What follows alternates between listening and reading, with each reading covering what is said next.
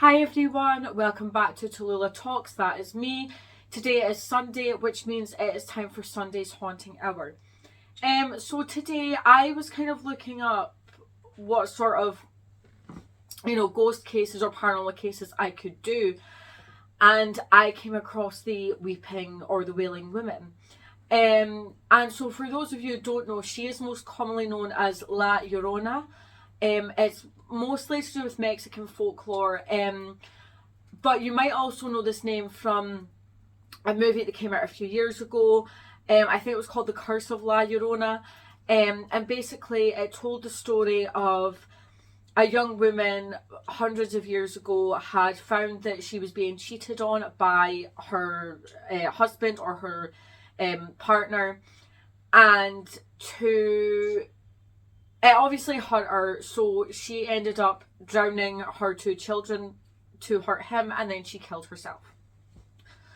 In the movie, it follows this young mum and her two children. They go to some part of a village in where they live, and they find that a woman they believe is abusing her children, and this is when the social worker, her children actually see the ghost of La Llorona.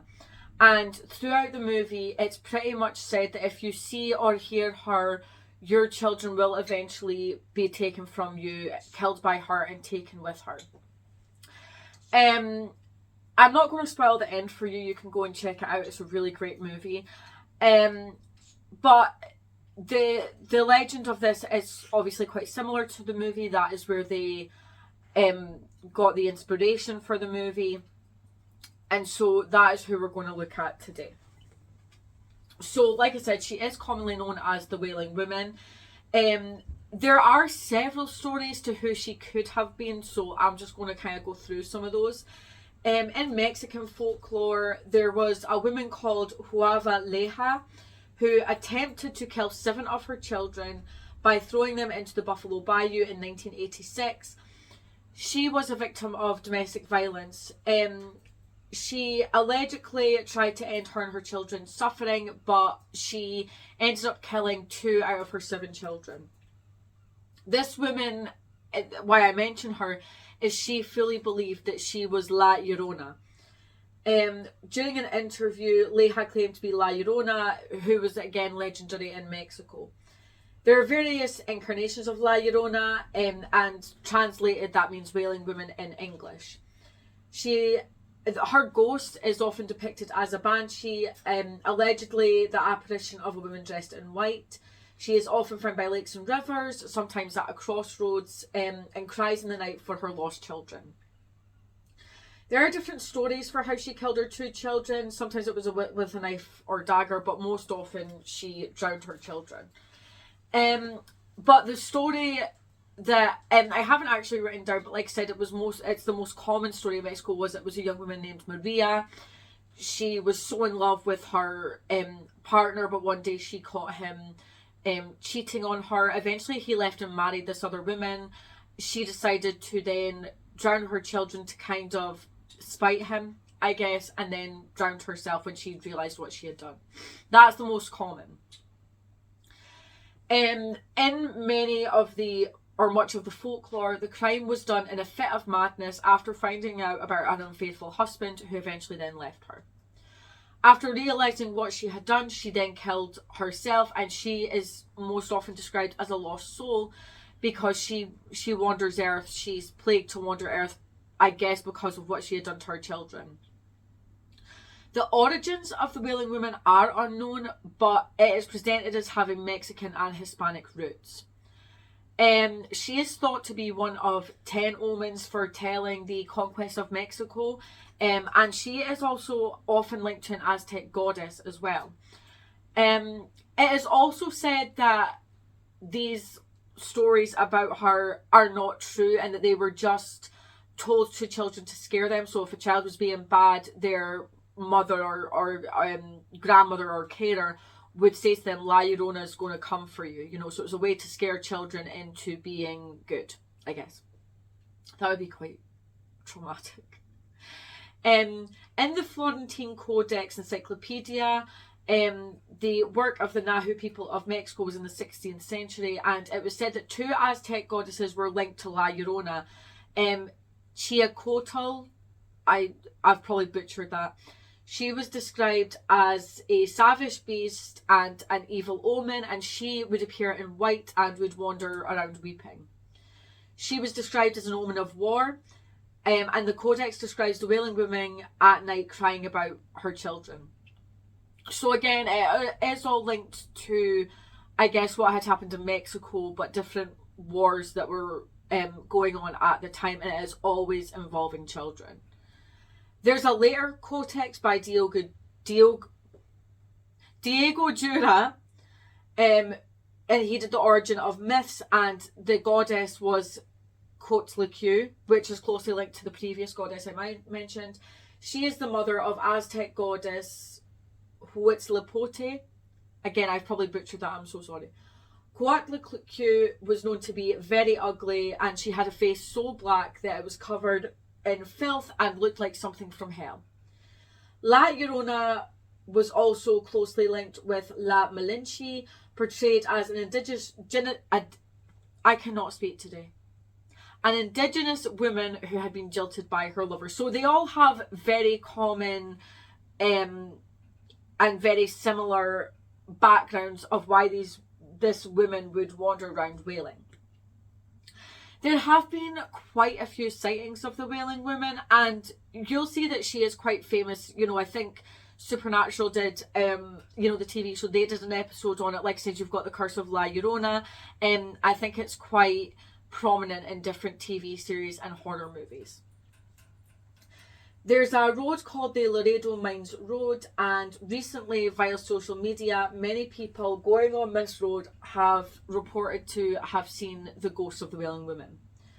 All sightings did occur between Mines Road and Father Charles McNabo Park. One person quoted, "A woman dressed in a white dress with long dark hair quietly walking." The scene was described by Ariana Villaboso. And she didn't feel safe at the time getting out her vehicle because I guess she didn't understand what she was seeing. She described the encounter as quiet because the woman that she saw just didn't make a sound, and that must have been quite creepy. That's more creepy than if the woman had made a sound. Another driver was passing the area, but he said, so he had a dash cam, and obviously when your dash cam records footage when you're driving. He didn't see this woman when he was travelling in his car. It was after he got home and he was looking over the dash cam footage that he saw the image of a woman in white. I think his name was Martin Godinez.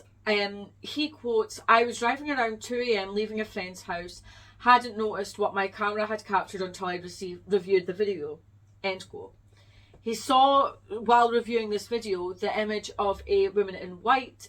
However, he did not see this figure while he was in his car. The legend of La Llorona has been made, like I say, into the movie, and the cast actually have some experiences that they experienced while they were doing the movie. So Raymond Cruz, one of the actors, stated that in the middle of a scene while wearing a bracelet, and it was known to be quite a heavy, hard to break bracelet, for protection. I think he was Christian anyway, so he obviously did this just because of his faith anyway. During one of the scenes, the bracelet was allegedly tore off his wrist and it completely shattered, and 3 of the beads actually split in half. And it was said that these were like pretty much unbreakable. So for a force to kind of do this and for them to break like that, it must have taken quite some force. Patricia Velasquez, who was another actress, she states that she wrote herself a note before going to bed, and it was kind of like a manifestation, I guess, that they were going to have a good day and, things like that. And she recited it out loud every night before going to bed. She said that she was awakened by a sudden cry, and she described it as it was like someone was screaming in immense pain. When Velasquez heard this, she immediately awoke and, screamed her daughter's name because her daughter was in the house at the time. She does to check on her daughter, and as she did, she fell and hurt her knee. This then woke up her daughter, and it was at this point that her knee began to bleed.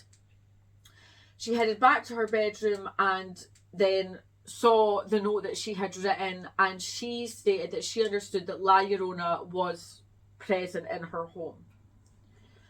Linda Cordellini, who I think plays the central character, she was apparently staying in an alleged haunted hotel at the time, and they had filming the next day, which was the bathtub scene, and this was around 2 a.m.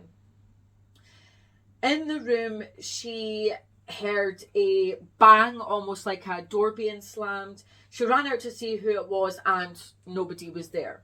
So those are just some of the strange occurrences that happened while filming on set. And it is pretty known that whenever you're filming horror movies, a lot of weird things begin to happen. So going back to the La Llorona story, there is many different versions. Legend states that the ghost of La Llorona floats on water looking for her children. And it's also believed that whenever she sees children who are alive, she believes that those are her children, and that is why she takes the children away. It is believed that if you hear La Llorona wail, your children will have their souls taken. Most who see or hear her will meet terrible fate, and if you approach her, she lets out just like a blood-curdling scream. And it is also said that many who have heard or seen her have had really bad misfortunes, like mysterious illnesses, deaths, accidents, etc. And that's the story of La Llorona. I found it just really interesting because she is very, very prominent in Mexican and Hispanic folklore. And originally I think it was told to children to kind of help them behave, I guess. Which is kind of traumatic in itself. I would find that quite traumatic anyway. But then people don't even know if this is a real thing or not. But people have allegedly seen a woman in white, a wailing woman. And there's so many sightings of it. And you just think, well, maybe she was real. If you have any cases that you would like me to look at to do with paranormal or ghosts or anything like that, hit me up with a comment below. I am here every Sunday for Sunday's Haunting Hour, and on Wednesdays I am here for Killer Wednesdays, where I look into the crimes and the psychology of various different killers. If this is the sort of content you like, definitely